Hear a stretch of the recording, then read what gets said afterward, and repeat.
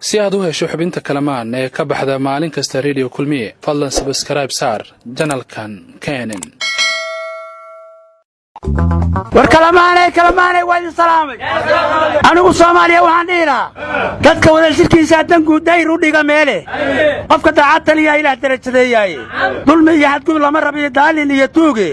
midka bele ku daara dib uga shalayay diinta sharciga doonta waa lagu dawoobay kalsooni ku hadalka kalamaan ayaa kor u qaaday kaskayga war dawladdu dhalinyaradii Facebook waa ka maarantay blog meel laga saaray blog waxayna ku bedelatay kaadiriintii xisbiga hanti wadaaga kacaanka Soomaaliyeed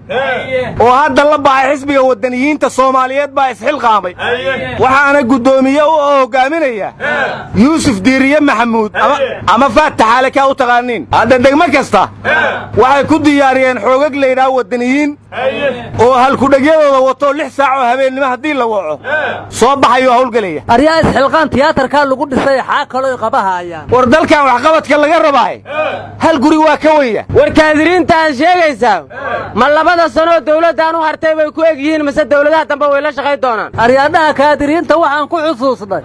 slogan-kii ahay hugunku waa hayaankii bulshada cusub xoogsatada ishaysate horu ka tiigsanaysa hantii wadaaga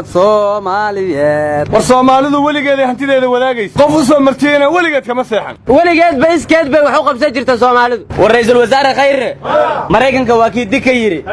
wargeysada Mareykankuna waxay qoreen 10 su'aalood inay Khayre hortaalo waxayna ka imaanayaan la yiri su'aalahaas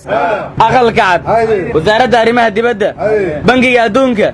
iyo Kongareeska Mareykanka horta aqalka cad Mareykanka waa maqlaahe aqalka madowna inta ugu yaala war Khayre su'aali dhibi mayse waxaad qabatayna tus ama la leeyahay war 10 su'aalood waxa ugu muhiimsan maxay wali Soomaaliya ugu baahan tahay taageerada caalamka su'aasha labaad waxay tahay shaqaalihiin mushaar fiican ay qaataan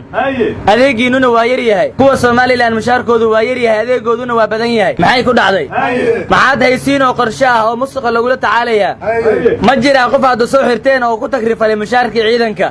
waxa kale oo la weydiinayaa baa la yiri maxaad shiinaha saaxiib ula noqoteen oo ka faa'iideysaan waxa kale oo kamid ah su'aalaha amisom hadii ay baxdo ciidan ammaanka sugama diyaarsateen hadda su'aaluhu waa tiro badnaayeen intaasaan ku soo koobay ayaanan sii badin war Khayre haddaan ficil meesha oolin sidii u shiinay Muuse xarkiisa xirooyada yeeshay ayuu yeelayaa su'aalahaas ariyaadaha war ma haysiina gudoomiyaha gobolka Banaadir xala afka u furta wuxuuna yiri Soomaaliya qabiil waa ka gudubtay go'aamada dawladda ka soo baxayana cid horroogsata cagta la mariha magaaladan Muqdisho caasimadaha caalamka cid rabta inay ka reebto waa la iska horleexiha waajibkeerana la mariha waa ku dhimahaynaana waa yiriyo gudoomiyuhu xala waa dhaarsanay war gudoomiyuhu qabiil waa laga gudbana waa yiri asagaana qabiil la sheegay war gudoomiyuhu wuxuu yiri Xaaji Muuse waa senator waana la fariisanay waana wada hadalnay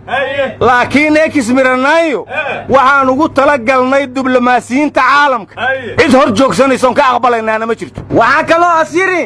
gablankeeni geergeen kiiramo geeri gogon waaye gamu manaan liso gaman gaashankan dhigayna waa ku dhimanayna shabaab ayaguna ku baabay dadkiina ku baabashay hanaga reebo gudoomiyuhu dhimashadaas magaalada Muqdisho hadda qoor waxay tiri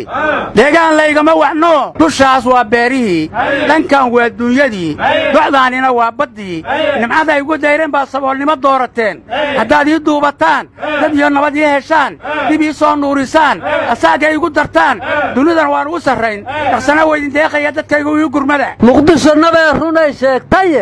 yaa ka maqlaayahe kaan maqlini mool ha galo mid kaan maqlinaa u maqan war ma haysaane wasiir Beela haysay wuxuuna yiri talaabada aan holaday inaan tuul nabada geeyo horaan ugu turunturoodo anigu tuun baan qabaa waxba ina hor taagan weyn wasiir Beela hadduu tuun qabo tuunkan asaga ka qabnaa ka tira badan war dadka canshuurta laga soo qaada laftoodu tuun weyn bay qabaan war waxba na hor taagan waa kale ma madaxweynuhu rabo ragga ka horeeyo rabo inuu iska leexiyo war ma ana Soomaaliya rabo inuu Soomaaliland ku daro war ana waxaan tuun ka qabaa Beela guriga weyn oo ka dhisay Boorame lacagta lagu dhisay meesha uu ka keenay war ma haysan Khadiija Maxamed Diiriyana waa hees waxayna ku bilowday heeska haddaad guulaysato waa lagu digtaa ruux hadduu ku darnaan jiray kadibna waxay qaaday heeskii waa dalkaagii doqon yahow waa dadkaagii dabaalyahow waa digniine isdhiine isdaryeelo dadka soo raac aryaa khadiija cabdi tahliilay soo xusuusisa allaha caafiye war dawladda nabad iyo nolol qofkii xil ka rabaay ayaan waa inuu aflagaadeeyo waxaana ku ogaaday arrintaas xildhibaan fawsiye maxamed sheekh oo afhayeenkii mucaaradka ahayd wasiir baa lagu aamusiyey war haddii wasiir lagu aamusaayo fiqi ma loo waaye war fiqi ra'iisul wasaarenimuu ku riyoodaye wasiir xaguu geynaya war nimayo war ma haysaane war weyn baa yimid waa kooba intuu ka yimid war kenyuu ka yimid oo tidhi sirdoonkeennu xog rasmiya uu al-shabaab ka soo helay waxayna dhaheen madaxdoodii aad dirirtay qaar qoortaa laga gooyay dhaheen shabaabaa qoortiis ka guray warkaas ahu haddou jiro war ka raayo oon maqli lahay maba jiro war shabaab waa dagaalamayaal dawlad la dagaasho hadday waayaanna ayagaa diriraya marka wax la diriray waayeen war shabaab meeshay baabuurka dhuxusha sida ku gubeen waa qalimow marka kenya waxba ma kala oga war ciidanka garaamkii laga goosta waa ciidamada xasilinta gaalkacyooda waxba ma kala ogin war meesha musuqa laysku xirxiray waa garow war musuqa wasiiraa loo xirxiray somalilan shaqaala ka hadlaysaa amugu kuweeno wacaska gurahayaan caal mal soo xero idinka war xildhibaanadii hore waxay dhaheen mushaarkeennaa maqan war kuwa hadda joogaa weli waa kulmi laayihiin saxaafaddii weli go'aan lagama qaadan soo maaha war qaraxyadii iyo jugtii weli waa socotaaye xariggii jidadkuna waa sii bataye dadkaanima damiirkay laayihiin war yaa qaraxyadii waxay ku soo hareen miilooyinkii jidka lagu aasayey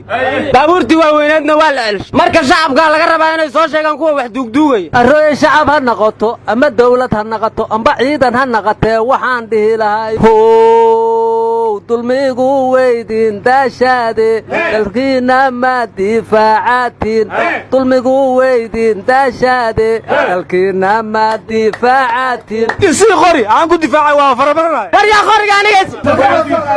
war yaa qoriga aniga idib laftigiisa guri nabada